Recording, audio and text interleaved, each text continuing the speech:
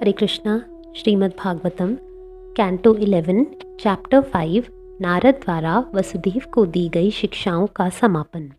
राजा निमि ने आगे पूछा, हे योगेंद्रों, आप सभी लोग आत्मविज्ञान में परम दक्ष हैं, अतएव मुझे उन लोगों का गंतव्य बतलाइए जो प्रायः भगवान हरि की पूजा नहीं करते, जो अपनी भौतिक इच्छाओं की प्यास नहीं बुझा पाते तथा जो अपनी इंद्रियों को वश में नहीं कर पाते।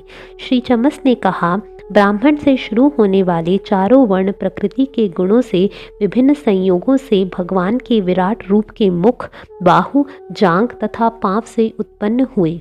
इसी तरह चार आध्यात्मिक आश्रम भी उत्पन्न हुए। यदि चारों वर्णों तथा चारों आश्रमों का कोई भी सदस्य उनकी अपनी उत्पत्ति के स्रोत भगवान की पूजा नहीं करता या जानबूझकर भगवान का अनादर करता है, तो वे सभी अपने पद से गिरकर नारकीय दशा को प्राप्त होंगे। ऐसे अनेक लोग हैं जिन्हें भगवान हरि विषयक वार्ताओं में भाग लेने का बहुत ही कम अवसर मिल पाता है, जिसके कारण भगवान की अच्युत कीर्ति का कीर्तन कर पाना उनके लिए कठिन होता है। स्त्रियां, शूद्र तथा अन्य पतित जाति के व्यक्ति सदा ही आप जैसे महापुरुषों की कृपा के पात्र हैं। दूसरी ओर ब्राह्मण, राजसी वर्ग के लोग तथा वैश्यजन वैदिक दीक्षा द्वारा द्वितीय जन्म प्राप्त करके भगवान हरि के चरण कमलों के निकट जाने की अनुमति दिए जाने पर भी मोहित हो सकते हैं और विविध भौतिकतावादी दर्शन ग्रहण कर सकते हैं। कर्म कला से अनजान, वेदों के मधुर शब्दों से मोहित तथा जागृत ऐसे उद्धत गर्वित मूर्ख जन अपने को विद्वान होने का ढोंग रचते हैं और देवताओं की चाटुकारिता करते हैं। रजोगुण के प्रभाव के कारण वेदों के भौतिकतावादी अनुयायी उग्र इच्छाओं के वशीभूत होकर अत्यधिक कामुक बन जाते हैं। उनका क्रोध सर्प जैसा होता है। वे चालबाज, अत्यधिक गर्वीले तथा आचरण में पापपूर्ण होने से भगवान अच्युत के भक्तों की हंसी उड़ाते हैं। वैदिक विधानों के भौतिकतावादी अनुयायी भगवान की पूजा का परित्याग करके अपनी पत्नियों की पूजा करते हैं और उस तरह उनके घर यौन जीवन के लिए समर्पित हो जाते हैं। ऐसे भौतिकतावादी गृहस्थ इस प्रकार के मनमाने आचरण के लिए एक दूसरे को प्रोत्साहित करते हैं। वे अनुष्ठानिक यज्ञ को शारीरिक निर्वाह के लिए आवश्यक साधन मानकर अवैध उत्सव मनाते हैं, जिनमें ना तो भोजन बांटा जाता है, ना ही ब्राह्मणों तथा अन्य सम्माननीय व्यक्तियों को दक्षिणा दी जाती है। विपरीत इसके वे अपने कर्मों के कुपरिणामों को समझे बिना क्रूरतापूर्वक बकरों जैसे पशुओं का वध करते हैं। दुर्मति व्यक्तियों की बुद्धि उस मिथ्या अहंकार से अंधी हो जाती है जो धन संपदा, ऐश्वर्य, उच्च कुलीनता, शिक्षा, त्याग, शारीरिक सौंदर्य, शारीरिक शक्ति तथा वैदिक अनुष्ठानों की सफल संपन्नता पर आधारित होता है। इस मिथ्या अहंकार से मदान्ध होकर ऐसे दुष्ट व्यक्ति भगवान तथा उनके भक्तों की निंदा करते हैं। प्रत्येक देहधारी जीव के हृदय के भीतर शाश्वत स्थित रहते हुए भी भगवान उनसे पृथक रहते हैं। जिस तरह की सर्वव्यापी आकाश किसी भौतिक वस्तु में घुल मिल नहीं जाता, इस प्रकार भगवान परम पूज्य हैं और तथा हर वस्तु के परम नियंता हैं। वेदों में उनकी विस्तार से महिमा गाई जाती है, किंतु जो लोग बुद्धि विहीन हैं वे उनके विषय में सुनना नहीं चाहते। वे अपना समय अपने उन मनोरथों की चर्चा करने में बिताते हैं जो यौन जीवन तथा मांसाहार जैसी स्थूल इंद्रिय तृप्ति से संबंधित होते हैं।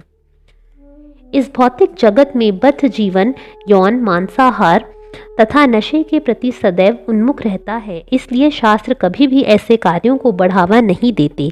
यद्यपि पवित्र विवाह के द्वारा, यौन यज्ञों द्वारा, मांसाहार तथा उत्सवों में सुरा के प्याले ग्रहण करके नशे के लिए शास्त्रों का आदेश है, किंतु ऐसे उत्सवों मंतव्य उनकी ओर से विरक्ति उत्पन्न करना है।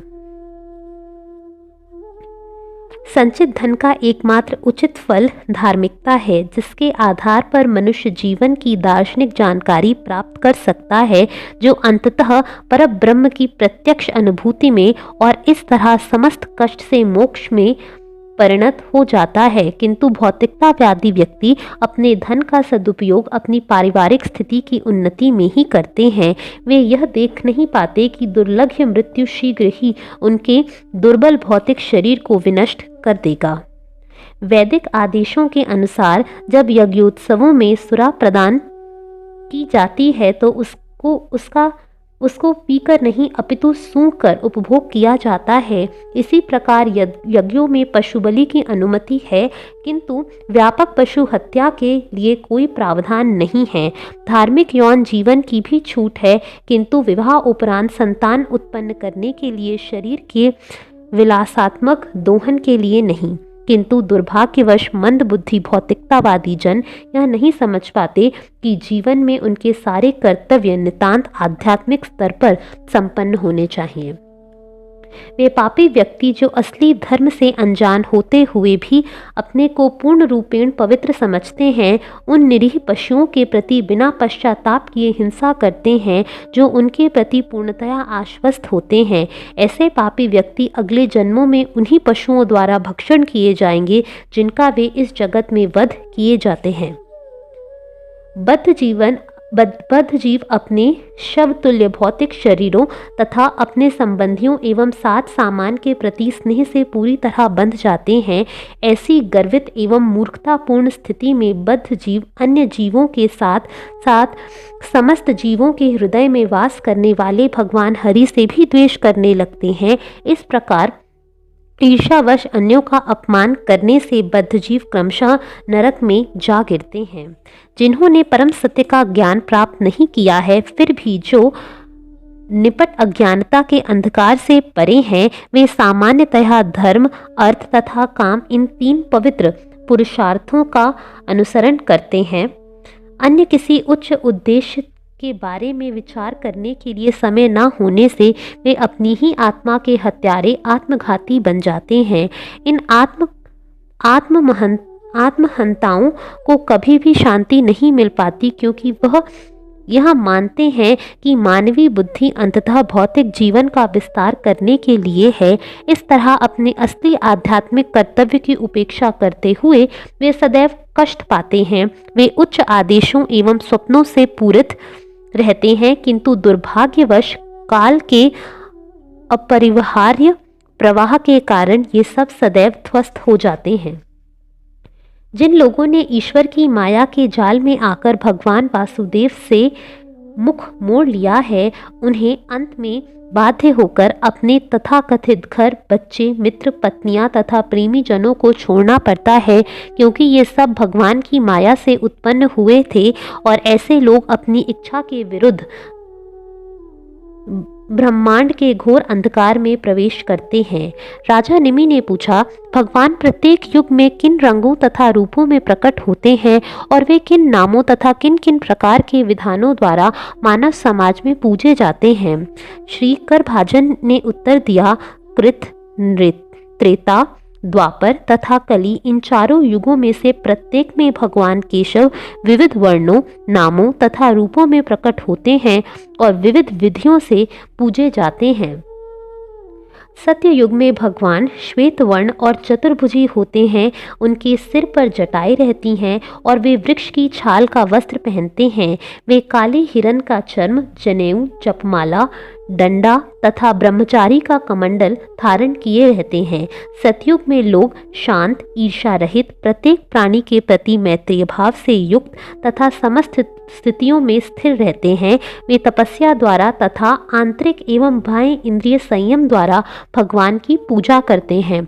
सतयुग में भगवान की महिमा का गायन हंस, सुपर्ण, वैकुंठ, धर्म, योगेश्वर, अमल, ईश्वर, पुरुष, अव्यक्त तथा परमात्मा नामों से किया जाता है। त्रेता युग में भगवान का वर्ण लाल होता है। उनकी 4 भुजाएं होती हैं, बाल सुनहरे होते हैं और वे तिहरी पेटी पहनते हैं, जो तीनों वेदों में दीक्षित होने की सूचक है। ऋक, साम तथा यजुर्वेदों में निहित यज्ञ द्वारा पूजा के ज्ञान के साक्षात रूप उन भगवान के प्रतीक ध्रुवा इत्यादि यज्ञ के पात्र होते हैं। त्रेता युग में मानव समाज के वे लोग जो धर्मनिष्ठ हैं और परम सत्य को प्राप्त करने में सच्ची रुचि रखते हैं, वे समस्त देवताओं से युक्त भगवान हरि की पूजा करते हैं। इस युग में तीनों वेदों में दिए गए यज्ञ अनुष्ठानों के द्वारा भगवान की पूजा की जाती है। त्रेता युग में विष्णु, यज्ञ, प्रश्न, गर्भ, सर्वदेव, उरुक्रम, वृषाकपि, जयंत तथा उरुगाय नामों से भगवान का गुणगान किया जाता है। द्वापर युग में भगवान श्याम वर्ण से युक्त और पीतांबर धारण किए प्रकट होते हैं।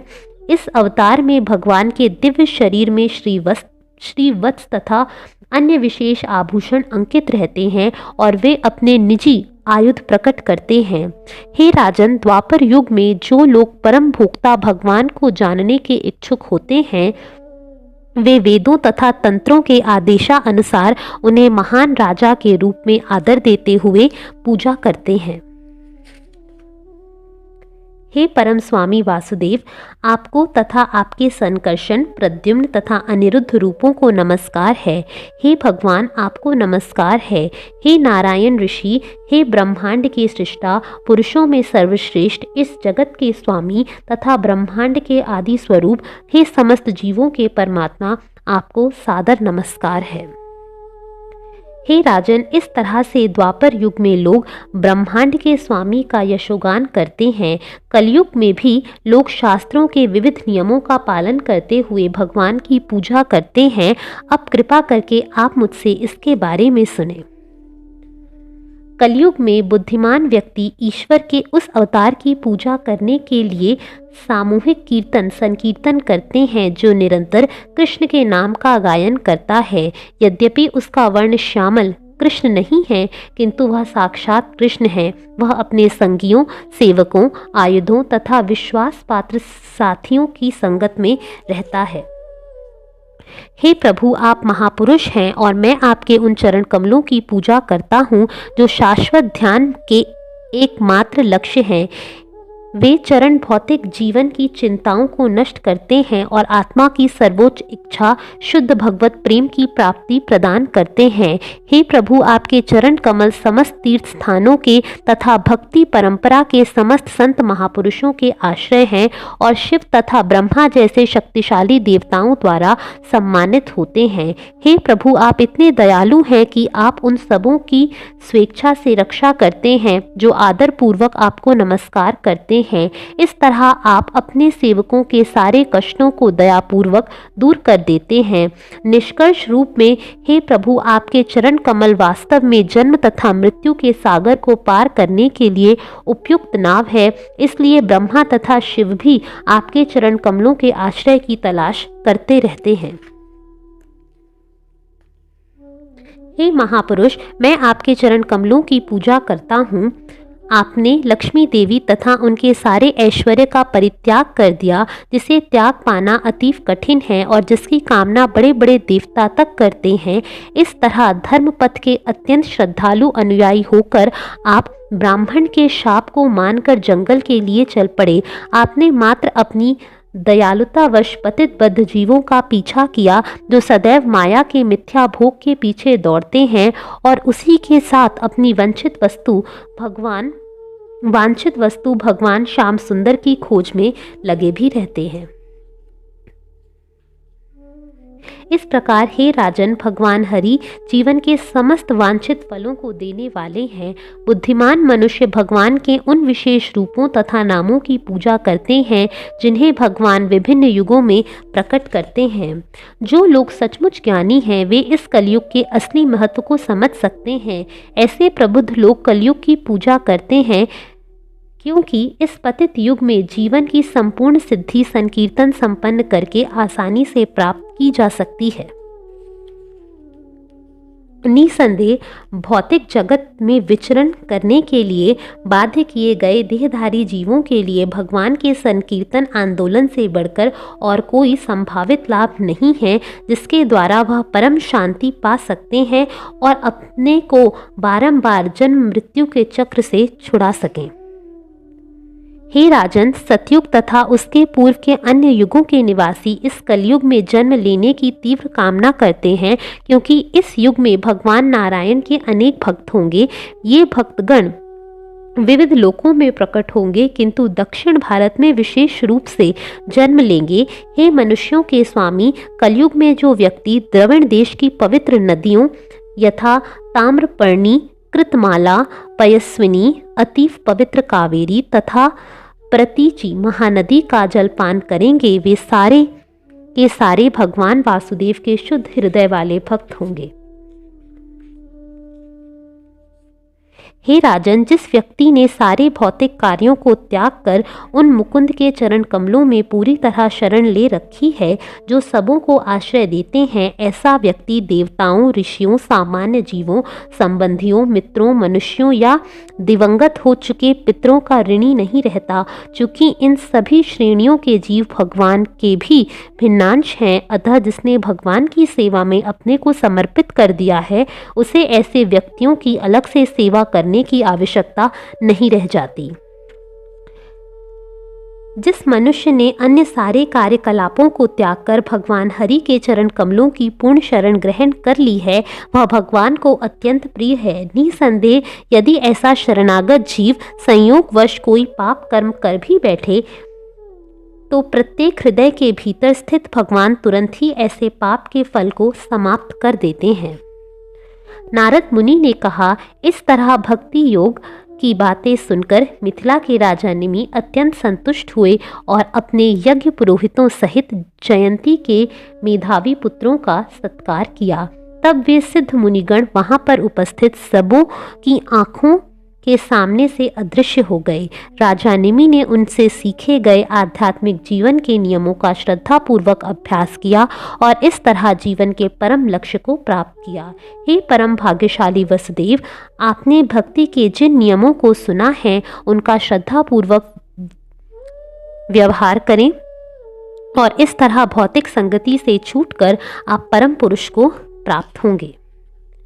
निसंदेह सारा संसार आप तथा आपकी पत्नी के यश से भरा पूरा हो चुका है, क्योंकि भगवान हरि ने आपके पुत्र का स्थान अपनाया है। हे वसुदेव, आप तथा आपकी उत्तम पत्नी देवकी ने कृष्ण को अपने पुत्र रूप में स्वीकार करके उनके प्रति महान दिव्य प्रेम दर्शाया है। निसंदेह आप दोनों भगवान का सदैव दर्शन तथा आलिंगन करते रहते हैं, उनसे बातें करते रहे हैं, उनके साथ विश्राम करते तथा उठते बैठते तथा उनके साथ अपना भोजन करते रहे हैं। भगवान के साथ ऐसे स्नेहपूर्ण तथा घनिष्ठ संग से आप दोनों ने अपने हृदयों को पूरी तरह शुद्ध बना लिया है। दूसरे शब्दों में आप दोनों पहले से पूर्ण हैं। शिशुपाल, पौंड्रक तथा शाल्व जैसे विरोधी राजा भगवान कृष्ण के विषय में निरंतर सोचते रहते थे। सोते, बैठते तथा अन्य कार्य करते हुए भी वे भगवान के चलने फिरने, उनकी क्रीड़ाओं, भक्तों पर उनकी प्रेमपूर्ण चितवन तथा उनके द्वारा प्रदर्शित अन्य आकर्षक स्वरूपों के विषय में ईर्षा भाव से ध्यान करते रहते थे। इस तरह कृष्ण में सदैव लीन रहकर उन्होंने भगवान के धाम में मुक्ति प्राप्त की। तो फिर उन लोगों को दिए जाने वाले वरों के विषय में क्या कहा जाए, जो अनुकूल प्रेम भाव से निरंतर भगवान कृष्ण पर ही अपने मन को एकाग्र रखते हैं। कृष्ण को सामान्य बालक मत समझिए, क्योंकि वे भगवान अव्यव तथा सबों के आत्मा है। भगवान ने अपने अचिंत्य ऐश्वर्य को छिपा रखा है, इसलिए वे बाहर से सामान्य मनुष्य जैसे प्रतीत होते हैं। भगवान पृथ्वी के भार स्वरूप आसुरी राजाओं का वध करने तथा संत भक्तों की रक्षा करने के लिए अवतरित हुए हैं, किंतु असुर तथा भक्त दोनों ही को भगवत कृपा से मुक्ति प्रदान की जाती है। इस तरह उनका दिव्य यश ब्रह्मांड भर में फैल गया है। श्री सुखदेव गोस्वामी ने कहा, यह कथा सुनकर परम भाग्यशाली वसुदेव पूर्णतया आश्चर्यचकित हो गए। इस प्रकार उन्होंने तथा उनकी परम भाग्यशालिनी पत्नी देवकी ने उस भ्रम तथा चिंता को त्याग दिया जो उनके हृदयों में घर कर चुके थे। जो स्थिर चित होकर इस पवित्र ऐतिहासिक कथा का ध्यान करता है वह इसी जीवन में अपने सारे कलमश धोकर सर्वोच्च सिद्धि प्राप्त करता है। हरे कृष्णा।